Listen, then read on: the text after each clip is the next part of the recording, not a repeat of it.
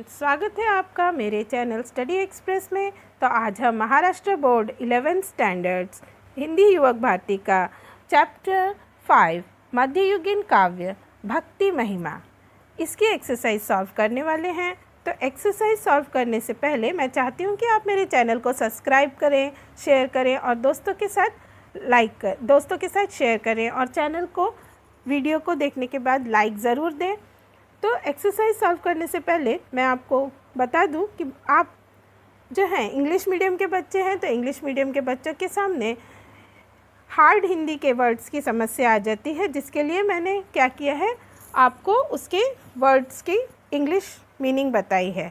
Answers तो मैंने proper Hindi words से ही लिखा है, लेकिन जब मैं आपको बता रही हूँ तो उसमें मैंने इंग्लिश वर्ड्स को भी यूज़ किया है। तो आप हार्ड हिंदी वर्ड्स को मेरे इंग्लिश वर्ड्स मीनिंग में सुन सकते हैं और लिखने के लिए लेकिन आपको प्रॉपर हिंदी वर्ड्स का ही यूज़ करना पड़ेगा। आप आंसर हमेशा प्रॉपर हिंदी वर्ड्स में लिखें, लेकिन आपको अगर कुछ हार्ड लगता है तो आप सुन सकते हैं, मैंने उसका आपको वर्ड मीनिंग इंग्लिश में बताया है। तो चलिए हम आज की एक्सरसाइज जो मध्ययुगीन काव्य भक्ति महिमा जो संत दादू दयाल जी ने लिखी है उसकी एक्सरसाइज सॉल्व करना शुरू करते हैं। सबसे पहले है सूचनाओं के अनुसार कृतियाँ पूर्ण करना। हमें इसमें अंतर स्पष्ट करना है, माया रस और राम रस, डिफरेंस बिटवीन करना है कि माया रस और राम रस में डिफरेंस क्या है, अंतर क्या है। तो माया रस क्या होता है, माया क्या है, एक ग्लैमर का रस है, और राम रस यानी भक्ति रस है, कोई भी ईश्वर की भक्ति से। तो जब हम माया का रस पीते हैं, माया रूपी संसार में चले जाते हैं, तो इससे क्या होता है, इससे पीने से मक्खन जैसा मन जो होता है ना, आपका मन कैसा है, मक्खन के जैसा है, बहुत सॉफ्ट है, लेकिन वो क्या हो जाता है, इसे पीने से पत्थर की तरह हार्ड हो जाता है। और जब हम भक्ति रस में डूब जाएंगे, राम रस में डूब जाएंगे, तो हमारा जो हृदय है वो कैसा है, पत्थर की तरह कठोर है, लेकिन भक्ति रस में डूबने के कारण वो कैसा हो जाएगा, मक्खन की तरह, बटर की तरह एकदम सॉफ्ट हो जाएगा। अब आगे बढ़ते हैं। मैं ही मुझको मारता से तात्पर्य क्या है। मैं ही मुझको मारता से तात्पर्य ये है, कवि क्या कहना चाहता है कि मनुष्य का सबसे बड़ा एनिमी, सबसे बड़ा दुश्मन उसका क्या है, अपना ईगो है, उसका अपना ही अहंकार है। यह किसी को नहीं बल्कि स्वयं अहंकारी मनुष्य को ही मारता है। ईगोइस्टिक पर्सन खुद उसके अपने ईगो के कारण क्या होता है, मर जाता है। क्यों? क्योंकि वो सही और गलत का डिसीजन नहीं कर पाता है, जिससे कि वो बहुत सारी डिफ़िकल्टीज़, बहुत सारी प्रॉब्लम में फंस जाता है और उसका ईगो उसे खुद मार देता है। अब सहसंबंध जोड़कर वाक्य को पूर्ण करना है। दादू पाती प्रेम की बिरला बाचे कोई, ये जो है आपको टेक्स्ट बुक में सहसंबंध जोड़कर अर्थपूर्ण वाक्य बनाए में दिया गया है। आपके सामने 2 कॉलम हैं जिसे आपको जोड़ना है। तो पहला है पाती प्रेम की, तो उसे मैंने जोड़ा है प्रेम की, दादू पाती प्रेम की बिरला बाचे कोई। तो प्रेम की पाती कोई बिरला ही पढ़ सकता है। मतलब क्या है कि जो प्रेम की पाती है, प्रेम का जो लेटर है, प्रेम किसके प्रति, प्रेम ईश्वर के प्रति। आपका डिवोशन किसकी तरफ है, आपका डिवोशन आपके गॉड की तरफ है। तो वो जो प्रेम की पाती है, वो जो लव का लेटर है, वो कौन पढ़ सकता है, वो एक एक्स्ट्रा ऑर्डिनरी मैन ही पढ़ सकता है, जो अनकॉमन मैन है वही पढ़ सकता है। नेक्स्ट है साई काहे को दुख दीजिए। साई काहे को दुख दीजिए, ये क्या है, ईश्वर जो है सभी में निवास करता है, तो क्यों किसी को दुख देना। हमारे सबके अंदर तो ईश्वर है, तो ईश्वर जब हमारे सबके अंदर है, तो अगर हम किसी को दुख देंगे तो वो दुख किसको पहुंचेगा, ईश्वर को। इसीलिए ईश्वर सभी में निवास करते हैं, तो क्यों किसी को हम दुख दें। आगे बढ़ते हैं काव्य सौंदर्य की तरफ। जिनकी राख्या तू करें ते उभरे कर तारा, इस पंक्ति का भाव स्पष्ट करना है। तो ये जो पंक्ति है, प्रस्तुत पंक्तियाँ संत दादू दयाल जी द्वारा रचित हैं और ये किससे लिया गया है, मध्ययुगीन भक्ति महिमा कविता से ली गई है। इस कविता में कवि ने क्या बताया है, भक्ति की महिमा व प्रेम की महत्ता का बखान किया है। मतलब क्या है, भक्ति की महिमा यानी इम्पोर्टेंस ऑफ वर्शिप आप कह सकते हैं, या इम्पोर्टेंस ऑफ डिवोशन। और प्रेम की महत्ता क्या है, प्रेम की महत्ता है ग्रेटनेस ऑफ लव, इसका क्या किया गया है, इसका एक्सप्लेनेशन इस कविता में किया गया है। तो प्रस्तुत पंक्तियों में संत जी ने ईश्वर की महिमा को बताया है। इम्पोर्टेंस ऑफ ग्लोरी जिसे कहते हैं, importance of devotion, importance of worship, इसमें संत दादू दयाल जी ने बताया है कि जिस किसी पर ईश्वर की असीम कृपा होती है, मर्सी ऑफ गॉड जिस किसी पर होती है, उसका क्या होता है, उसका बेड़ा पार लग जाता है। उसके हर कार्य, हर काम, हर वर्क क्या होता है, एकदम आसानी से हो जाता है। और जिनकी रक्षा ईश्वर करता है उसका उद्धार भी निश्चित है। ईश्वर की कृपा होगी तो आपके हर काम, हर चीज़, हर आप सक्सेस हर चीज़ में पाते हैं। आपको किसी की डर की भी आवश्यकता नहीं होती, आप किसी से भयभीत ही नहीं हो सकते, क्योंकि आपके ऊपर किसकी मर्सी है, मर्सी ऑफ गॉड। अतः हमने क्या करना चाहिए, हमें सभी को ईश्वर की शरण में, हमें ईश्वर के शेल्टर में जाना चाहिए। ईश्वर के शरण में जाएंगे तो हमारा भी उद्धार हो जाएगा। हमें क्या करना है, ऑलमाइटी गॉड जो है उसकी प्रोटेक्शन में जाना चाहिए, ईश्वर की शरण में जाना चाहिए। आगे है संत दादू के मतानुसार ईश्वर सब में है। इस आशय को व्यक्त करने वाली पंक्तियां ढूंढकर हमें उसका भाव स्पष्ट करना है। तो ईश्वर सब में है, ये पंक्तियां हैं। काहे को दुख दीजिए, साई है सब माही, दादू एक आत्मा, दूजा कोई नाही। तो ये प्रस्तुत पंक्तियां हैं संत दादू दयाल द्वारा रचित मध्ययुगीन काव्य भक्ति महिमा कविता से ली गई है। इसमें फिर से कवि किसका एक्सप्लेनेशन कर रहा है, कवि इम्पोर्टेंस ऑफ वर्शिप और ग्रेटनेस ऑफ लव का एक्सप्लेनेशन कर रहा है। भक्ति की महिमा और प्रेम की महत्ता का बखान कर रहा है। प्रस्तुत पंक्तियों के माध्यम से संत जी ने दूसरों को कोई भी कष्ट न देने की शिक्षा दी है।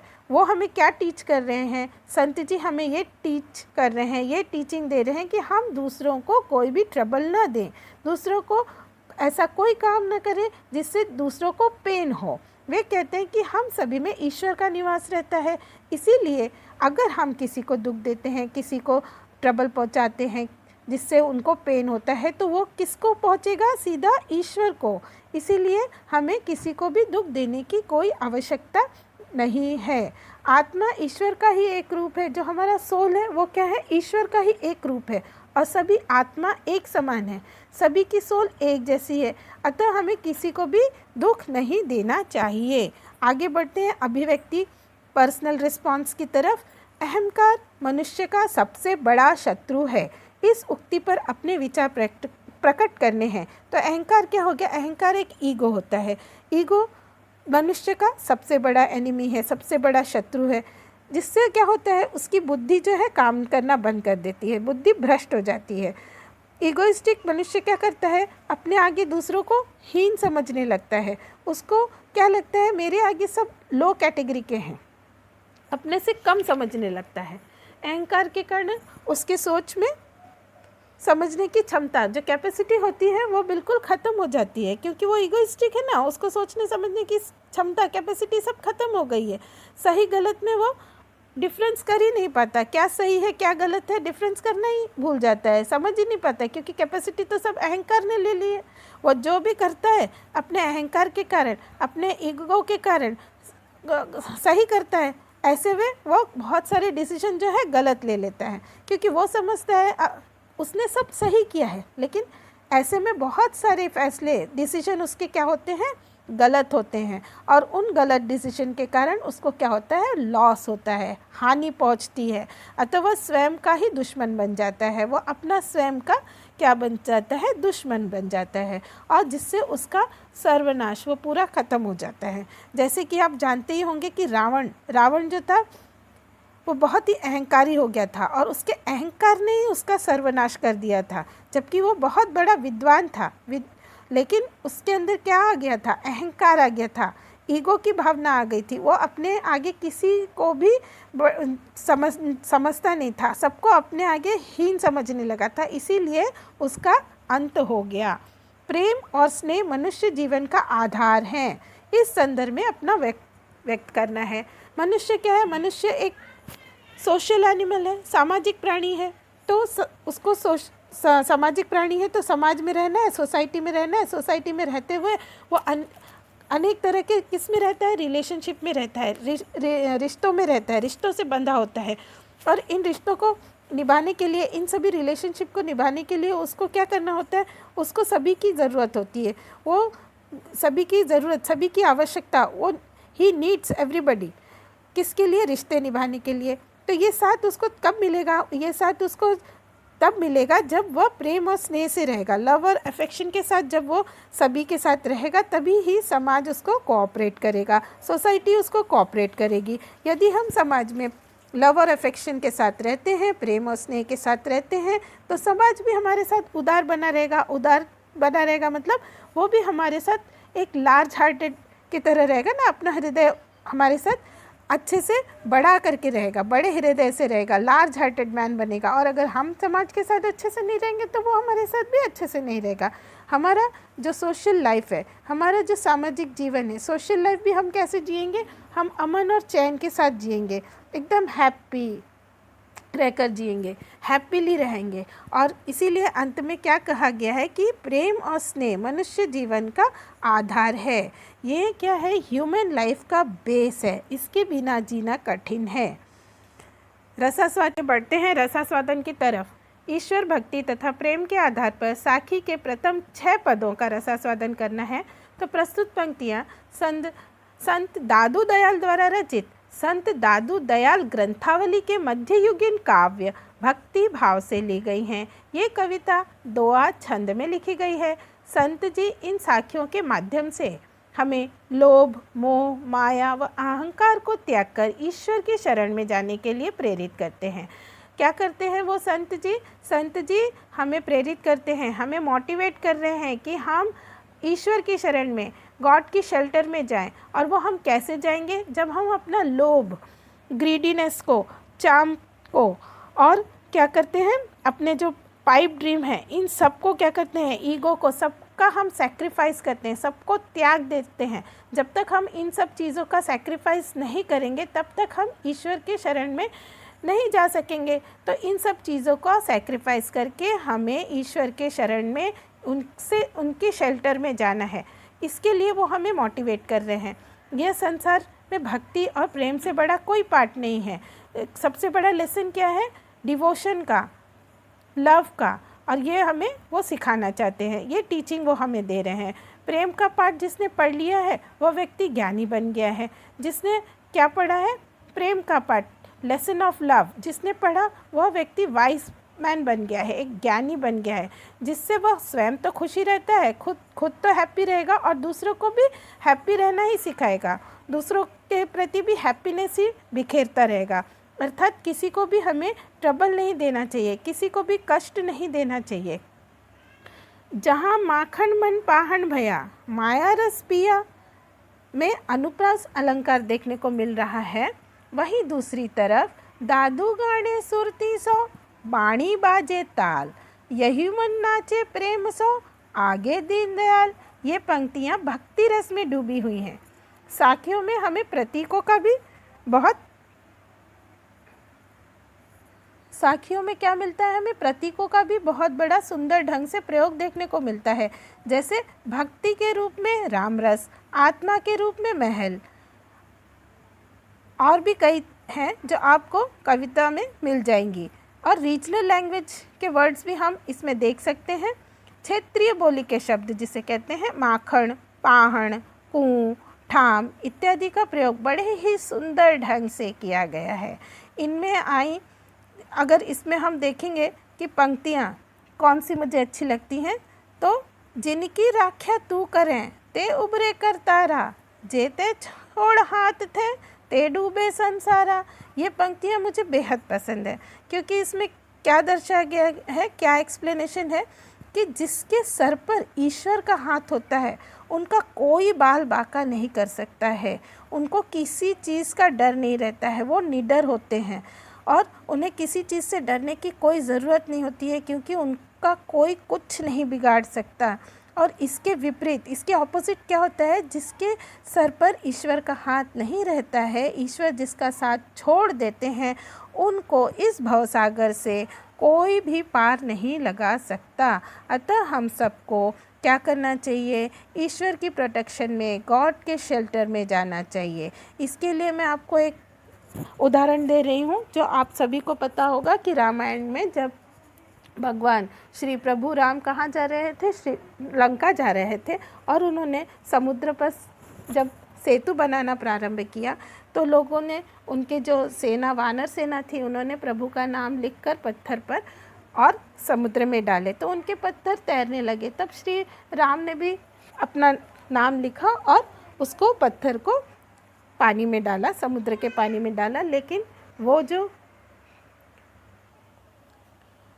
वो पत्थर क्या होते हैं? वो पत्थर समुद्र में डूब जाते हैं। तो प्रभु श्री राम बहुत परेशान हो जाते हैं। ऐसे में हनुमान जी आते हैं और उनको बताते हैं कि आपने जिसको छोड़ दिया, आपका हाथ जिसके सर से उठ गया, जिसका साथ आपने छोड़ दिया, वो डूब गए प्रभु, और जिनके सर पर आपका हाथ था वो सभी तैर रहे हैं। तो साखियों के माध्यम से हमें ईश्वर की भक्ति करने, अपने अहंकार को त्यागने व प्रेम की राह पर चलने की प्रेरणा बहुत ही सरल ढंग से दी गई है कि हमको ईश्वर की भक्ति करनी चाहिए, अपने ईगो का सैक्रिफाइस करना चाहिए, और क्या करना चाहिए? हमें प्रेम की राह पर चलना है। इसके लिए हमें क्या मिल रहा है? इसके लिए वो हमें टीच कर रहे हैं, हमको मोटिवेट कर रहे हैं। और ईश्वर को सर्वशक्तिमान माना गया है, ऑलमाइटी गॉड है। ऑलमाइटी कौन है? ऑलमाइटी सिर्फ गॉड है, और उसकी परम भक्ति व आपसी प्रेम से बड़ा कोई दूसरा मार्ग नहीं है। अब हम पढ़ते हैं साहित्य संबंधी जानकारी की तरफ। निर्गुण शाखा के संत कवि के नाम लिखने हैं। संत कबीरदास, गुरु नानक, संत दादू दयाल, संत रैदास, संत तुकाराम, संत मलुकदास आदि। संत दादू के साहित्यिक जीवन का मुख्य लक्ष्य क्या था? उनका मुख्य लक्ष्य था कि ईश्वर की भक्ति का सही मार्ग दिखाना तथा बाह्य आडंबर जो होते हैं उनका विरोध कर समाज को सही दिशा दिखाना। आगे हम चलते हैं। निम्नलिखित वाक्य शुद्ध करके फिर से लिखना है। वाक्य को शुद्ध करके लिखना है। आपकी टेक्स्ट बुक में सारे वाक्य दिए गए हैं जो कि है पेज नंबर 22 पर। पहला है, बाबू साहब ईश्वर के लिए मुझ पे दया कीजिए। बाबू आप देखेंगे उसकी मात्रा छोटी है, तो यहाँ पर आप क्या करेंगे? बाबू साहब ईश्वर के लिए मुझ पर, पे की जगह पर आएगा पर, दया कीजिए। नेक्स्ट है, उसे तो मछुए पर दया करना चाहिए था, तो आ गया उसे तो मछुए पर दया करनी चाहिए थी। तीसरा है, उसे तुम्हारी शक्ति पर विश्वास हो गया, तो तीसरा है उसे तुम्हारी शक्ति पर मात्रा देखना, बड़ी की मात्रा है यहाँ पर छोटी हो जाएगी, विश्वास हो गया। आगे बढ़ते हैं। चौथा है, यह निर्भीक व्यक्ति देश में सुधार करता घूमता था। यह निर्भीक व्यक्ति की मात्रा देखिए आप, देश में सुधार करता घूमता था। पांचवा है, मल्लिका ने देखी तो आंखें फटी रह गया। मल्लिका ने देखा तो आंखें फटी रह गई। अब बढ़ते हैं। 6th वन है, यहाँ तक पहुँचते पहुँचते मार्च पर भारा अप्रैल लग जाएगी। यहाँ तक पहुँचते पहुँचते मार्च पर भारी अप्रैल लग जाएगा।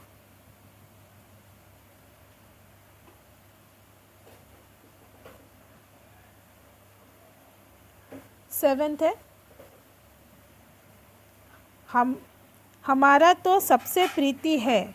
हमारी तो सबसे प्रीति है। प्रीति की मात्रा छोटी हो जाएगी, छोटी ई की आएगी। तुम झूठे साबित होगा, तुम झूठे साबित होगे। तुमने दीपक जेब में क्यों रख लिया। अब तुमने छोटी ऊ की मात्रा है दीपक, जेब में क्यों रख लिया। लिया पे भी मात्रा क्या हो गई, छोटी।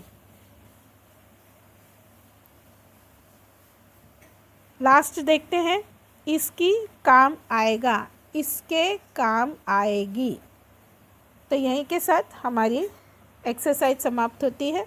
11th स्टैंडर्ड के अन्य चैप्टर्स के भी वीडियो मैंने अपलोड कर दिए हैं, आपको लिंक डिस्क्रिप्शन बॉक्स में मिल जाएगा, आप वहां से जाकर देख सकते हैं। स्टडी करते रहें और वीडियो को लाइक ज़रूर करें। Thank you.